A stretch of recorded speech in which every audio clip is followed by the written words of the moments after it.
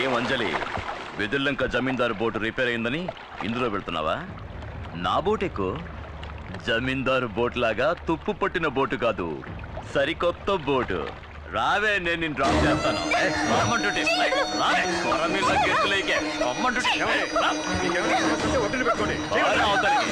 అసలు చెప్పొచ్చా? అడ్డొచ్చావంటే నరికేస్తా. ఏవే, మాకు వ్యతిరేకంగా కోర్టులో కేసు ఫైల్ చేస్తావా? రేవులో రౌడీసం చేస్తే అలాగే చేస్తా, అది నా డ్యూటీ. నీ డ్యూటీ అది కాదే, నాతోరా, నేనిస్తా కొత్త పని.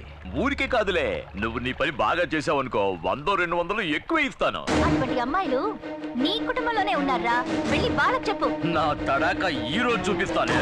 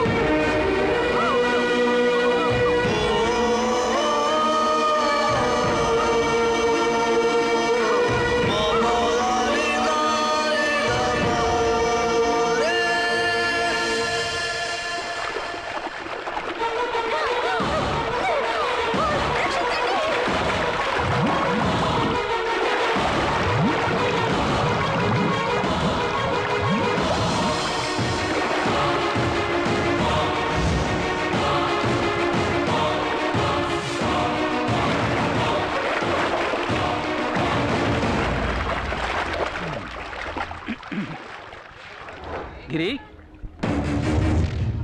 గిరి గిరి, ఆటోలో వచ్చేంటి? నేను ఒకటి కాపాడదాన్ని పట్టుకున్నాను. ఆడ పెద్ద స్విమ్మింగ్ ఛాంపియన్, నన్ను లాక్కుంటే ఆటో రోడ్డుకి వెళ్ళిపోయాడు. నేను అక్కడి నుంచి ఆటో వేసుకొచ్చాను. నాకు తెలుసురా నువ్వు మునిగిపోవని. నా మీద నీకు అంత నమ్మకం? ఎందుకంటే ఈ బుర్ర అంతా డొల్లేరా, మునిగిపోదు. ఎవడో ఆటోలో ముందు నీకోసం ఎదుగుతుంటే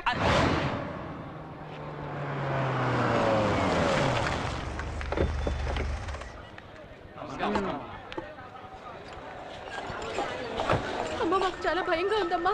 ఏం భయపడకండి, నేను చూసుకుంటాను.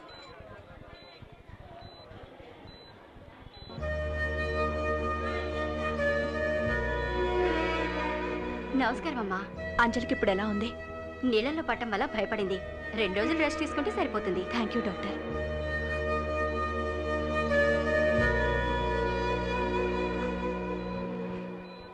అమ్మా, అంజలిని కాపాడింది ఎవరికి తెలియదమ్మా. హాస్పిటల్కి అంజలిని హడావుడిగా తీసుకురావడం వల్ల అతన్ని ఎవరు సరిగా గమనించలేదమ్మా. అతను ఖచ్చితంగా కూలి పని చేయడానికే వచ్చుంటాడమ్మా. వాడు ఒంటరిగా అంజలిని మాత్రమే కాకుండా ఎంతమంది ప్రాణాల్ని కాపాడాడు. ఎవరి నుంచి ఏమీ ఆశించను కూడా లేదు. ఆ వేణు, అతనెవరో తెలుసుకున్నాను, కలవమని చెప్పు. అలాగేనమ్మా. అమ్మా, ఆ తిరువురు వాళ్ళని ఇలాగే వదిలేస్తే మంచిది కాదమ్మా. అమ్మా, మీరు మా అందరినీ ఓపిక పట్టమని చెప్పిన ఒకే కారణంగా మేము ఊరుకున్నామమ్మా. ఏది ఏమైనా మేము పోలీసులకి కంప్లైంట్ ఇచ్చామమ్మా. వాళ్ళు రుద్రపతిని అరెస్ట్ చేశారమ్మా.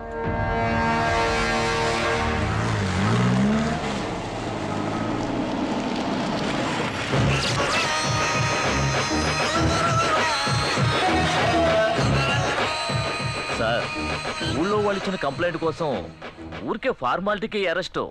ఊళ్ళో వాళ్ళకి అది పోలీస్ స్టేషన్, సార్కి అది బారు. డబ్బులు తీసుకుంటున్నందుకు విశ్వాసంగానే ఉన్నావు సార్. ఆ కంప్లైంట్ ఎఫ్ఐఆర్ కాపీ.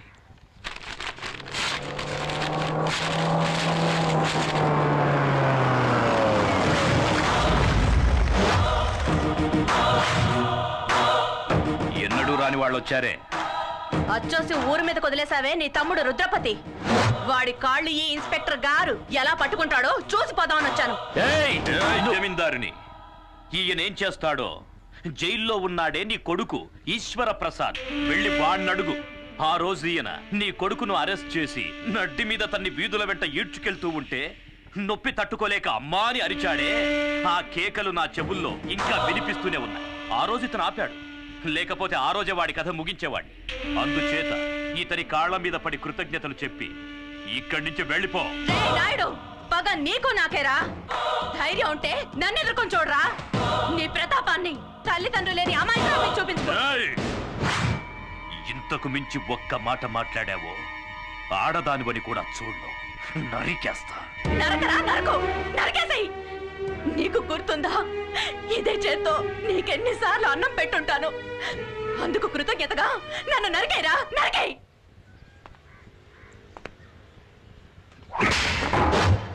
బొమ్మని చెప్పరా.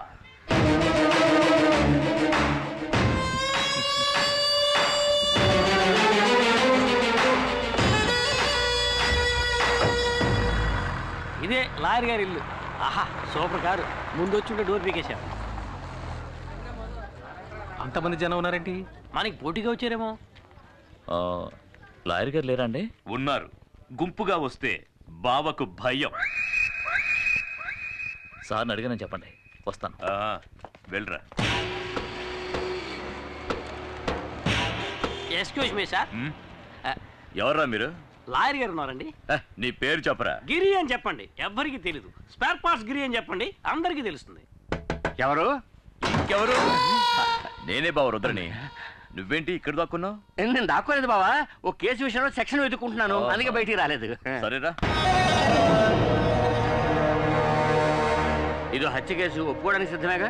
అది కాదు, కేసు గురించి కొంచెం వివరంగా చెప్పారంటే. వివరంగా చెప్తాను. ఇక్కడ వెదుర్లంక జమీందారులని బిచ్చగాడ వంశం ఉందయ్యా. అక్కడ ఈశ్వర ప్రసాద్ అనే అతను ఒక్క దెబ్బతో ఇతను లేపేశాడు. అదే మావాడైతే నలుగురు లేపేసేవాడు, 6గురిని. ఓకే కదా? హత్య చేయబడ్డ వాళ్ళలో ఒకడు డ్రైవరు, ఇంకొకడు వీళ్ళ నాన్న మా మామగారు. అంటే మొత్తం 3. వీళ్ళ నాన్ననయ్య మా మామగారు. సరే అయితే 2. సెషన్స్ కోర్టు ఈశ్వర ప్రసాద్ కి ఉరిశిక్ష విధించింది, కానీ హైకోర్టు దాన్ని యావజ్జీవ శిక్షగా మార్చింది. ఇప్పుడు ఈశ్వర ప్రసాద్ పేరోల్లో బయటికి రాబోతున్నాడు. రాగానే అతన్ని వీళ్ళిద్దరూ హత్య చేయబోతున్నాడు. అయితే హత్య ఇంకా జరగలేదా? కానీ జరుగుతుంది, ఖచ్చితంగా జరుగుతుంది. వాడిని ఇదే చేత్తో కత్తికో కండగా నరికి సముద్రంలో కలిపేస్తాను. కానీ ఆ నీచుణ్ణి చంపి జైలుకెళ్ళి చిప్పకూడు తినడం నాకిష్టం లేదు. సార్ ఏంటి సార్, ఏ కాలంలో ఉన్నారు? ఇప్పుడంతా జైల్లో చెప్పకూడదు లేదు సార్. మంగళవారం గుడ్డు, ఆదివారం మటన్, చికెన్, 3 పూట్ల ఓ పట్టు పట్టచ్చు. ఎరా చూసారా ఎంత అప్డేట్ గా ఉన్నాడో? ఇలా చూడు, మరి ఈశ్వర ప్రసాద్ చంపింది నేనేనని ఒప్పుకోవడానికి సిద్ధంగా ఉన్నావా? సిద్ధంగా ఉన్నాను సార్, కానీ పోలీసులకు సరెండర్ అవడానికి ముందు 5 లక్షలు నా చేతికి ఇచ్చేయండి సార్.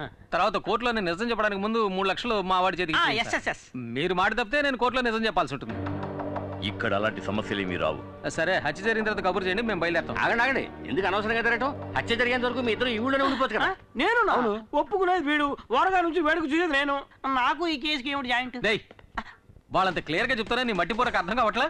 హత్య నేరం ఒప్పుకుంటుంది ఎవరు? నువ్వు. హత్యని కళ్ళారా చూసి కోర్టులో సాక్ష్యం చెప్పేది ఎవరు? ఎవరు? నువ్వే. నేనా? ఏమయ్యా, కమిటీ అనేటానా? కమిటీనా? కమిటీ ఏంటి సార్? కన్ఫర్మ్డేనా? సరే, మీ ఇద్దరు బయట వెయిట్ చేయండి, నేను ఈయనతో మాట్లాడొస్తా. సరే, త్వరగా రా. బావా, వాడిని ఎందుకు ఇక్కడే ఉండమంటున్నావు? బావా, నేను లాయర్ని, పాయింట్ లేకుండా ఏమీ మాట్లాడను. మూర్తి వచ్చి స్వయంగా నేనే హత్య చేశానని చెప్పినా కోర్టు ఒప్పుకోవాలి కదా. అందుకని ఈశ్వర ప్రసాద్కి మూర్తికి పగున్నట్టు మనమే ఒక కారణాన్ని కల్పించాలి. కోర్టుని నమ్మించడం నీ పని. ఈశ్వర ప్రసాద్ చావాలి, అది వాడి తలరాత. 7 కమిట్ చేయించావు. రేపు ప్రాబ్లం వస్తే కోర్టు చుట్టూ నేను తిరగలేను, నేను వెళ్ళిపోతాను. నలుగురికి మంచి జరుగుతుందంటే కమిటీ అవడంలో తప్పే లేదురా. ఏంటి బాబు నువ్వు అనేది? నాగూరు సినిమా డైలాగ్ రా. టంగ్ టిడింగ్ టిడింగ్ టిడింగ్ టిడింగ్.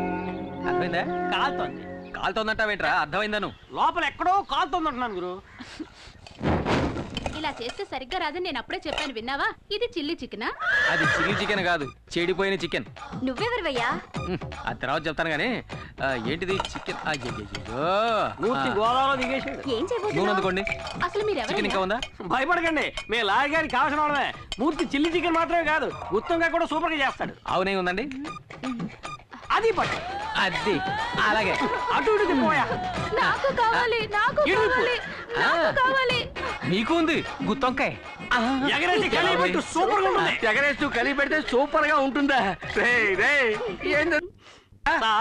అక్కయ్య దగ్గర చికెన్ ఉంది కానీ చేయడం తెలియట్లేదు. అందుకే మూర్తి అక్కయ్యకి చిల్లి చికెన్ నేర్పిస్తున్నాడు. అక్కయ్య బాగా పికప్ అవుతోంది. పికప్ అవుతోందా? ఏమిట్రా నువ్వు అనేది? అది చెప్పగానే అక్క గబుక్కుని పట్టేసింది. గబుక్కుని పట్టేసుకుందా? మూర్తి బయటికి రా. వచ్చే మూర్తి అక్కయ్య తనే చేసుకుంటుందిలే. ఏం జరుగుతుందిరా లోపల? ఏం లేదు సార్, మన ఇంట్లో ఎంతమంది వంట వాళ్ళున్నా భార్య చేతి వంట తినడంలో ఆనందం ఉంది చూశారు, అదురుతుంది సార్. ఆ అదురుడు వాళ్ళ పెళ్ళాల దగ్గర ఉండాలి కానీ ఇంకొకటి పెళ్ళాల దగ్గర ఉండకూడదు. అర్థమైందా? రే నువ్వు మామూలుడు కాదురా, జంబలగడి పంపవే. Thank you. దీనికి ఏం తప్పలేదు. వంట పూర్తయింది, భోంచేసి వెళ్ళాలి. మీరంత లవ్వుగా పెడతానంటే తినకుండా ఎలా ఉంటాను చెప్పండి. లవ్వా? అభిమానం. ఇంకా నయం, నా పెళ్ళం ఇక్కడ లేదు. అదిగో అక్కడ ఉన్నారండి. మూర్తి, గుత్తొంకాయ కూరలో కారం కూర స్టైల్ నాకు ఇంకా చెప్పనే లేదే. తర్వాత చెప్తానండి. సరే మూర్తి. భగవంతుడా, కుటుంబ కలహాలు రేపేలా ఉన్నాడే. ఏమైంది బావా? ఏం లేదు బాబా, ఈ మూర్తిగాడు మన ఇంట్లోకి రాగానే మన ఇంట్లో ఆడవాళ్ళతో పరాతిగా ఆడుతున్నాడు. బట్ నేను కంట్రోల్లో పెట్టాను.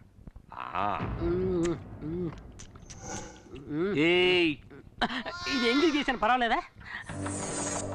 ఊళ్ళో వాళ్ళు ఈశ్వర ప్రసాద్కి మూర్తికి పగుందని నమ్మాలంటే ఆ మూర్తికి ఒక అమ్మాయితో సంబంధం ఉందన్నాడు. ఏ అమ్మాయితో లింక్ పెట్టాలి? ఏ అమ్మాయితో లింక్ పెడితే ఈశ్వర ప్రసాద్కి రక్తం ఉడుకుతుంది? దారి మూసేస్తాను, ముందు దారిలో సింపేస్తాను.